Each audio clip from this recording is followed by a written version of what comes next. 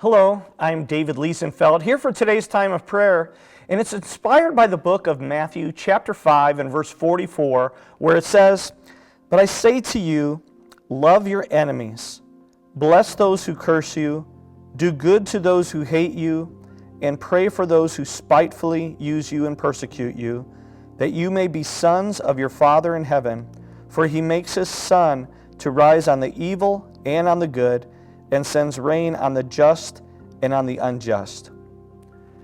Now these are great verses that Jesus spoke to us about the way of life that really hits most deeply into our hearts and into our minds. Because when somebody is an enemy of us, if somebody is cursing us, if somebody is spitefully using us or persecuting us, it is so easy to respond in kind.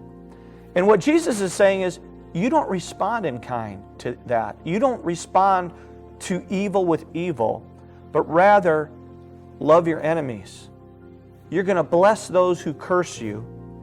You're going to pray for those who spitefully use you and persecute you.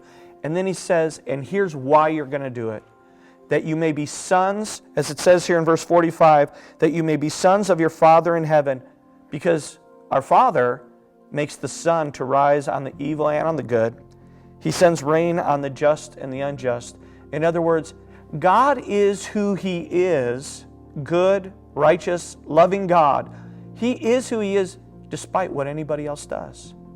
His goodness is not impacted by others. Other people being evil don't bring His goodness down and don't cause Him to now start being unrighteous or unholy. And He says, I want you to be like me. Do like me. Don't respond to the way they are when they're evil, but rather realize that that is an opportunity for you to act godly, to act like the child of God. Now, this isn't always easy, is it? To love your enemies, to bless those who curse you, to pray for those who spitefully use you and persecute you. It's one of the most difficult things we do, but yet this is where we have the opportunity to pray at this time of prayer, to ask God to help us. Now, if you have anybody in your life that you would say, yes, they're an enemy, yes, they're cursing me, yes, they're persecuting me, they're against me, and your heart is not right, let's use this time of prayer to pray for that person, to ask God to help you love that person, see that person the way God does, so that your whole mindset toward that person can be changed. And in the process, what you will be doing is not only overcoming maybe feelings of hurt or bitterness, maybe resentment, unforgiveness, but you will also be taking on the mind of God.